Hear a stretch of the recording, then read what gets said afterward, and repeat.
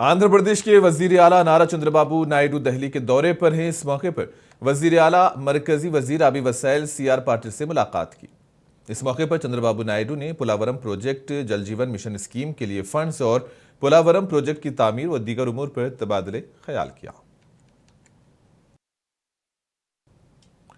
तेलंगाना में कल 116 म्युनिसिपैलिटी और 7 कारपोरेशंस के लिए पोलिंग होगी। इंतखाबात के लिए तमाम इंतजामात मुकम्मल कर लिए गए हैं, जबकि म्युनिसिपल इंतखाबात के वोटों की गिनती 13 फरवरी को होगी और नताइज का ऐलान किया जाएगा।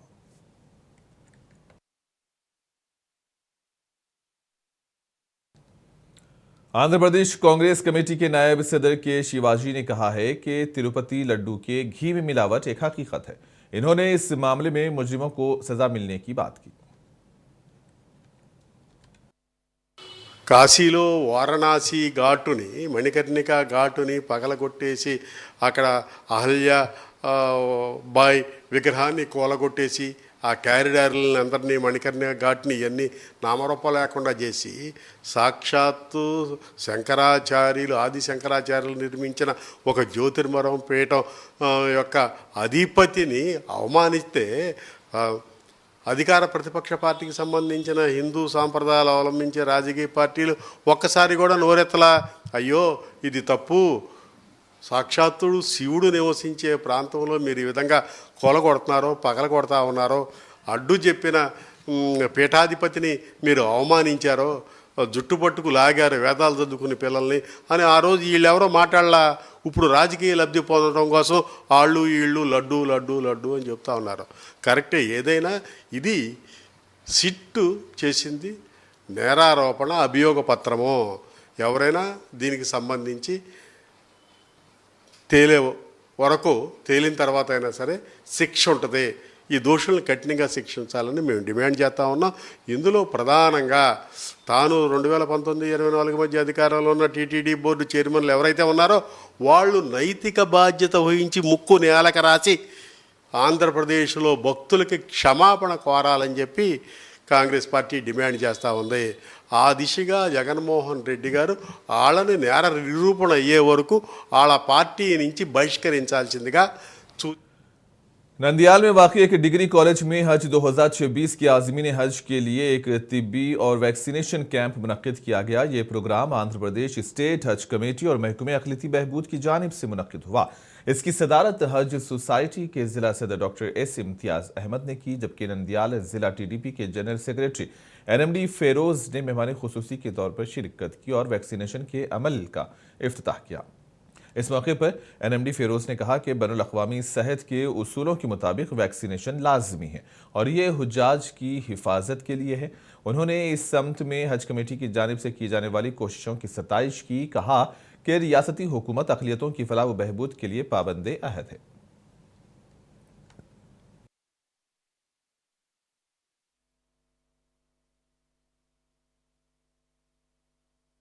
आप लोगों को मैं एक ही बात बोलता हूँ, जो वॉलेंटियर्स है पूरे बहुत जने इसमें ज़ईफ लोग आए हैं, आपकी जिम्मेदारी है ये, आप जाके लेके जाके, क्योंकि ऑलमोस्ट इसमें बहुत से ज्यादा जने उम्रा करे हुए हैं। शायद आप लोग बहुत जने उम्रा करे हुए, आपको मालूम है, मगर फिर भी उम्रे को हज को बहुत फर्क रहता, क्योंकि वहां पे तो पहले मदीने में इतने दिन रहना, फिर अपने हज में इतने दिन, वो अलग अलग ये रहता। क्योंकि आप लोगों की जिम्मेदारी है, आप लोगों क्लासेस लो, फिर एक बार आप लोग ये करो, क्योंकि टाइमिंग बहुत इंपॉर्टेंट है। बोले सर का, यो सर बोलकर इम्तियाज सर बोले सर का, क्योंकि वहां पे जो क्या बोलते बसेस किसके वास्ते भी नहीं रुकते, क्योंकि मैं तो उम्रा करे वहां हज नहीं करा, फिर भी मेरे को मालूम है ये वॉलेंटियर्स की जिम्मेदारी है। आप लोग नजदीक रह के लेडीज को रंधे, जेंट्स को रंधे, पूरों को अलग लेके जाके अपने को एक जने को भी, क्योंकि पूरा बहुत रश बहुत ज्यादा रहता है, कंकर मारते होती है वहां पे, पूरा आपको मालूम है सो है। और एक इसमें ये मेन इंपॉर्टेंट क्या है बोले तो हेल्थ का इंपॉर्टेंट है। आप लोग जो है चेकअप कर लो, क्योंकि वहां पे धूप बहुत ज्यादा रहती, मेरे ख्याल से 47-48 से ज्यादा भी रहते, तो इसलिए आप लोग आपका जो भी चेकअप है, पूरा हेल्थ चेकअप 100% कर लेके भी आप लोग जाइए बोल के। मैं और ज्यादा टाइम ना ले सकता, आप लोग हमारे लिए, हमारी हुकूमत के वास्ते, जितने भी यहाँ पे है, आप सबके, हम लोगों के सबके वास्ते दुआ करो। ये जितने भी डॉक्टर हैं, ये लोगों के वास्ते सबसे शुक्रिया मैडम का करना, क्योंकि नंदियाल में मैं पहली बात सुना, इतनी अच्छी साफ उर्दू बात कर रहे मैडम, उनका भी बहुत बहुत शुक्रिया अदा करते हुए ये प्रोग्राम फिर एक बार ये प्रोग्राम ऑर्गेनाइज करे सो हमारे ईओ साहब को, इम्तियाज सर को, क्योंकि इम्तियाज सर का शुक्रिया अदा करना, वो सा भी हज का प्रोग्राम रन दे यहाँ से नेशनल कॉलेज से शुरू करते, इसलिए आप लोग इम्तियाज सर को कैसा भी आपकी दुआ में याद करो, उनकी इजाजत देता हूँ। बहुत बहुत शुक्रिया आप लोगों का। तेलंगाना में बलदी इंतखाबात की पोलिंग से एक दिन कबल बीजेपी उम्मीदवार ने खुदकुशी कर ली है। यह वाकया नारायणपेट जिले के मक्तल में पेश आया। पुलिस के मुताबिक मक्तल के वार्ड नंबर 6 के तहत चंदापुर गांव के रहने वाले 48 साला महादेव बीजेपी की जानिब से काउंसलर के तौर पर मुकाबला कर रहे थे। आज सुबह उन्होंने फांसी लेकर खुदकुशी कर ली। जराये के मुताबिक सोशल मीडिया पर मुखालिफिन की हरासानी के बायस ही उन्होंने ये इंतहाई इक़दाम उठाया। उन्हें खौफजदा किया जा रहा था, जिससे वो शदीद जहनी दबाव का शिकार थे।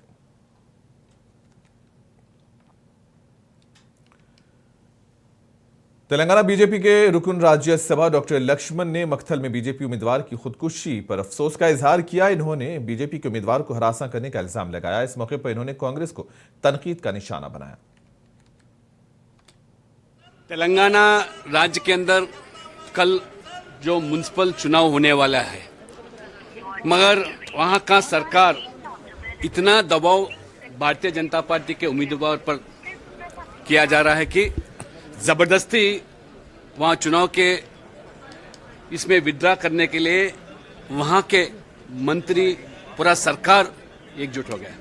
कल एक हादसा ऐसा हुआ, हमारा कार्यकर्ता एक ट्राइबल उम्मीदवार मक्तल म्युनिसिपैलिटी, जहां वो मुख्यमंत्री का जिला है, लगातार एक हफ्ते से उनको विड्रा करने के लिए दबाव डाला जा रहा है। मगर वो गरीब परिवार का एक ट्राइबल ये मक्तल म्युनिसिपैलिटी में वो चुनाव लड़ना चाहता था बीजेपी से। वहां के मंत्री और मुख्यमंत्री के दबाव से वो चुनाव विड्रा नहीं किया, मगर कल रात में वो खुदकुशी किया, क्योंकि अगर मैं जीतने के बाद भी ये मुझे किस तरह मुझे सताते मुझे पता है, इसलिए वो अपना पत्नी को बताया मैं जीतने वाला हूं। जीतने के बावजूद भी मुझे वो जीने नहीं देते। कांग्रेस सरकार, यहाँ के मंत्री और मुख्यमंत्री का जिला है, इसलिए मैं खुदकुशी किया, ऐसा बताया गया। यही मुद्दा आज मैं सदन में उठाया। मगर आज इम्पोर्टेंट जो 0 ओवर के अंदर मुद्दा उठाया, आज तेलंगाना के अंदर सिर्फ स्थानीय का जीतने के लिए कांग्रेस किस तरह अपना रवैया अपना रहा, पूरा देश जान रही है। ये लोकतंत्र के बारे में और हमारे संविधान के पुस्तक लेकर दिल्ली में जो हमारे कांग्रेस के नेता लोग गुमराह करते हैं, उनको जानना चाहिए। लोकतंत्र के माध्यम से जीतने के लिए हमारे एक आदिवासी बच्चा जो नौजवान वो चुनाव में खड़े, तो उनको विड्रा करने के लिए इतना दबाव डालने का क्या मुसीबत था। इसीलिए लोगों को जानना है कांग्रेस चुनाव जीतने के लिए किस तरह अपना रवैया तारा। ये पूरा आज सभी दलों ने भी इसको खंडन करना चाहिए और सख्त उसके ऊपर एक्शन लेना चाहिए, और मंत्रियों हो, मुख्यमंत्री, उसका जिम्मेदारी है, तुरंत उसका कार्रवाई होना चाहिए, यह हमारा मांग है।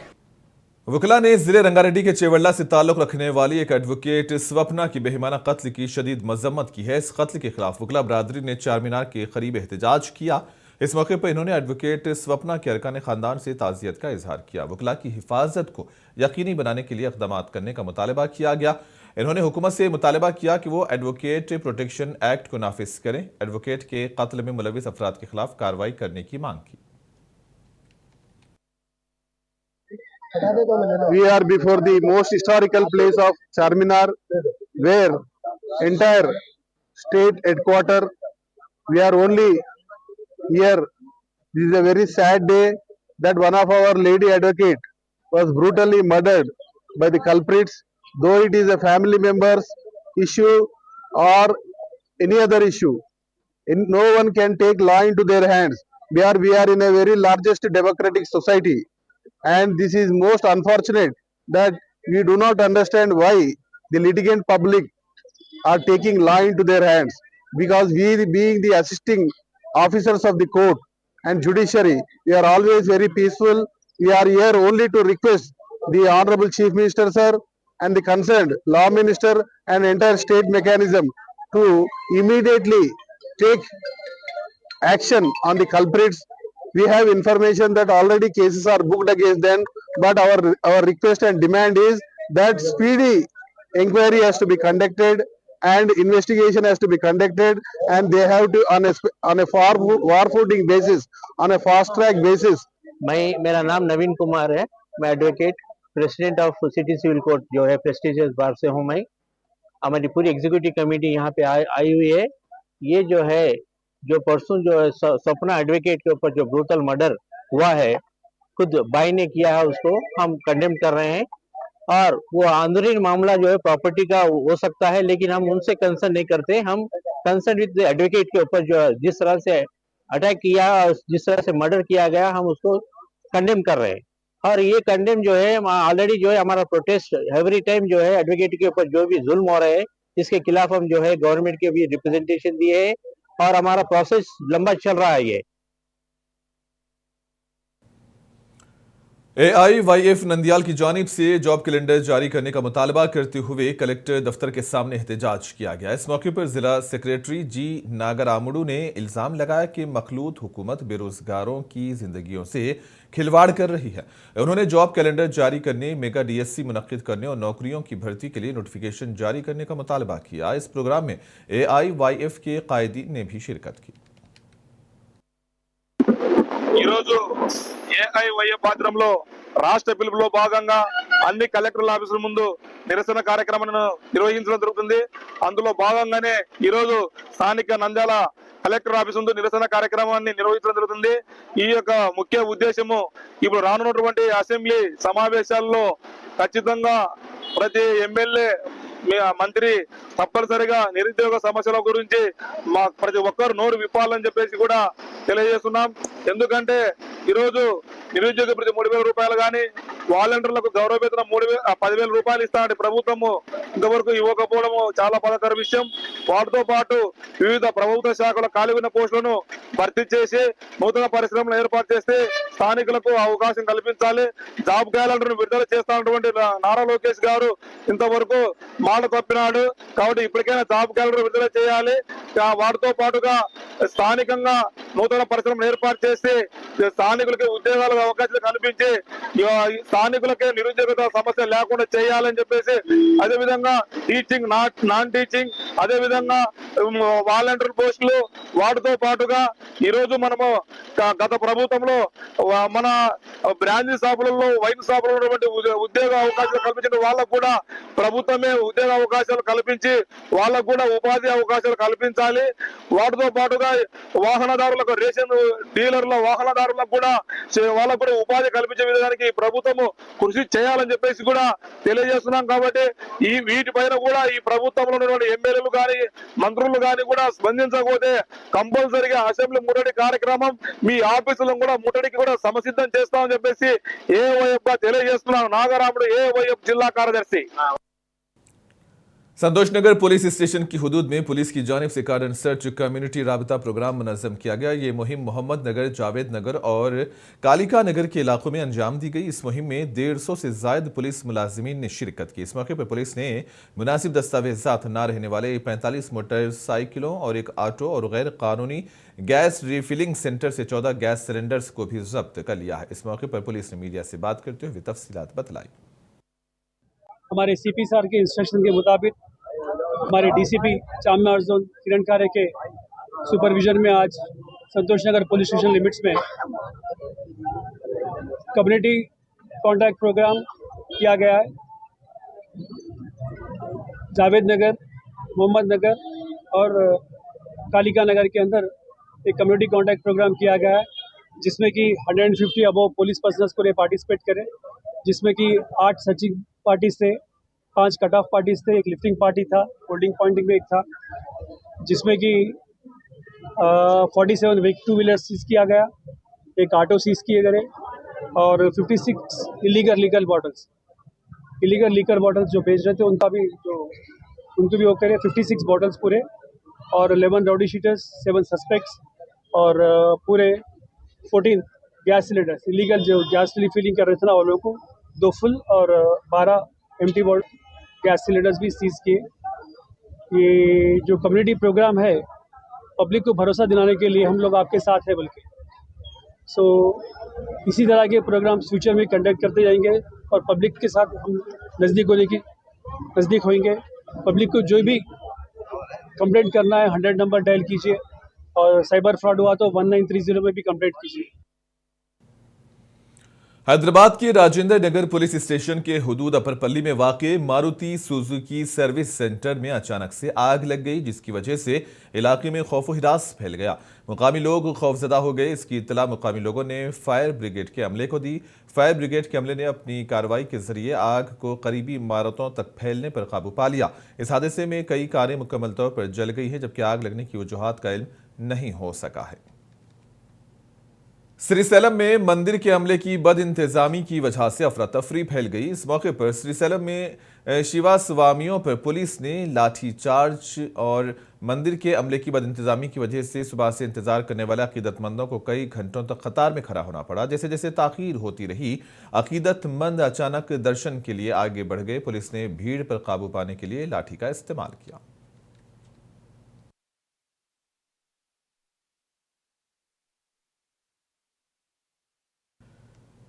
AIMIM के उत्तर प्रदेश सदर शौकत अली के बयान ने सियासी गलियारों में हलचल मचा दी है। अमरोहा के हसनपुर में एक जलसे के दौरान शौकत अली ने दावा किया कि मुस्तकबिल में उत्तर प्रदेश के वजीर आला बुर्का या हिजाब पहनने वाली खातून होंगी। ये बयान एक ऐसे वक्त में सामने आया है जब इससे कबल बैरिस्टर ओवैसी वजीर आजम और मुंबई में मुस्लिम मेयर बनने से मुताल्लिक बयानात दे चुकी हैं। शौकत अली के इस ताज़ा दावे पर अब सियासी हलकों में बहस तेज हो गई है।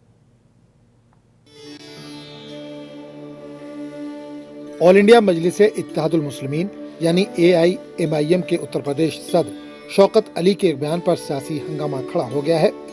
शौकत अली ने अमरोहा जिले के हसनपुर में एक जलसे से खिताब करते हुए दावा किया कि एक दिन उत्तर प्रदेश की वज़ीर आला बुर्का या हिजाब पहनने वाली खातून होगी। महाराष्ट्र में बुर्कापोश खातून काउंसलर बन चुकी है, जबकि 11% वाली दलित खातून को रियासत ने 4 बार वज़ीर आला बनाया, तो हम तो उत्तर प्रदेश में 20% हैं। आज नहीं तो कल हमारी कौम की एक बेटी उत्तर प्रदेश की वज़ीर आला जरूर बनेगी। Somebody wearing hijab, burqa or without burqa who will become CM, these things are decided by the people of Uttar Pradesh or they are decided by the people of India on the basis of vote, not on the basis of Islamic State fantasies. You can have Islamic State fantasy, no problem. Anybody can become CM, PM, mayor. You were saying we'll make mayor also burqa wali. But I just have one very innocent question of Mr. Owaisi. What is in your hand, why you don't do? Make a burqa wali the party president first. Make burqa wali UP president first. I challenge Owaisi that he should make hijab wali, burqa wali the president of his party. There only one family can be the president. And then in entire country, you are saying burqa wali. Taking our country 1000 years back is not the solution. You have to look at progressive way and you have to give women freedom. It is not possible to go back 1000 years. कहाँ से बनेगी, कब बनेगी, किस जगह बनेगी, ये तो बता दीजिए। बुरखे वाली बनेगी कि नकाब वाली बनेगी कि हिजाब वाली बनेगी, ये बताइए। ये भारतीय जनता पार्टी और MIM एक दूसरे के सिक्के के 2 पहलू हैं। एक कहता है कि हम बहुत बड़े हिंदू हैं, दूसरा कहता है हम बहुत बड़े मुसलमान हैं। हकीकत ये है कि न हिंदुओं के सगे हैं न ये मुसलमानों के सगे हैं, ये तो केवल ठगने वाले लोग हैं, ये ठग हैं। ऐसे लोगों की मानसिकता पर, इनकी बातों पर बहुत ज़्यादा बात करने की क्या आवश्यकता है। आपको हिजाब वाली बनानी है, नकाब वाली बनानी है तो जाओ, जहाँ तुम्हारे लोग हैं वहाँ बनाओ। उत्तर प्रदेश में हिंदू समाज बहुसंख्यक है, हिंदू समाज जो चाहेगा वही होगा ना। दरअसल BMC इंतखाबात के दौरान असदुद्दीन अवैसी ने कहा था कि एक दिन मुल्क के वज़ीर आज़म बुर्के वाली खातून बनेगी। इसके बाद इन्होंने BMC में मुस्लिम मेयर बनने की बात कही और अब AIMIM के UP सदर शौकत अली ने रियासत में बुर्के वाली खातून के CM बनने का दावा कर दिया है, जिस पर सियासी गलियारों में चर्चा जारी है। ब्यूरो रिपोर्ट, मुंसिफ TV।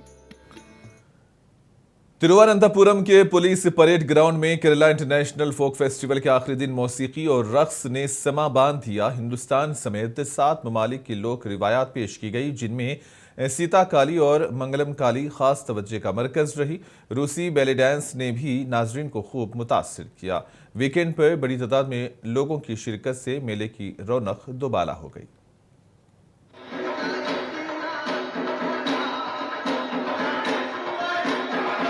तिरुवनंतपुरम के पुलिस परेड ग्राउंड में केरला इंटरनेशनल फोक फेस्टिवल के आखिरी दिन मौसीकी, रक्स और कहानी सुनाने ने सामीन के दिल को मोह लिया। इस मेले में हिंदुस्तान और 6 दीगर ममालिक के लोक रिवायत की नुमाइश की गई। प्रोग्राम में केरला के रिवायती आर्ट फॉर्म सीता काली शामिल थी, जो अपने मखसूस अंदाज और बयानिया इजहार के लिए जाना जाता है। मंगल काली, जो अपने शानदार कदमी हम आहंगी और तालमेल के लिए मशहूर है, इसने केरला के लोक विरसे को दिखाया। मुकामी परफॉर्मेंस के साथ साथ बैनुल-अक़वामी ग्रुप्स ने भी मेले की रौनक में इजाफा किया।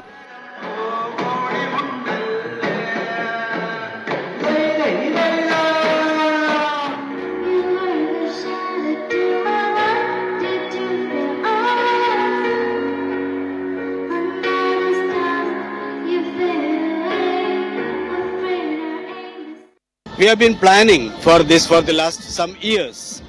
This year, we already planned 6 international team to be here and 15 national team and 14 district representation with various traditional folk tribal arts. See, these 6 performances from Soviet Russia, China, Brazil, Spain, Ghana were very, very important.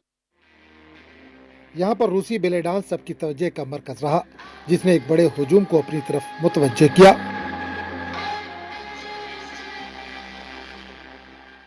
It's been amazing. I absolutely love it here. Everyone is so welcoming.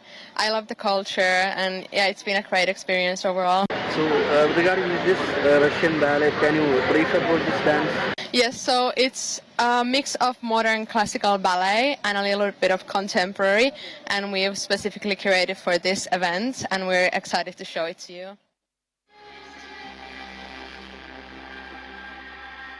यहाँ आने वालों का कहना था कि इस तरह के मेले में शिरकत एक मुनफरिद तजुर्बा है। I just got finished watching the Russian ballet performance conducted by the Kerala Folklore Association. It was a fantastic performance, and the actors and the ballet dancers were very elegant. Actually, I really appreciate the fact that the association is making a lot of effort to bring back and indulge in foreign and international performances, so that our local audience can also get exposure to different events and different types of art forms. Yeah, actually Russian ballet was a mind-blowing performance. We really had a great time. In Trivandrum, we rare to see such kind of performance. It was really awesome on stage. मेला शुरू में निस्बतन छोटा था, लेकिन weekend पर बड़ी तादाद में लोग पहुंचे, जिससे यहाँ की रौनक में इजाफा देखने को मिला। ब्यूरो रिपोर्ट, मुंसिफ टीवी।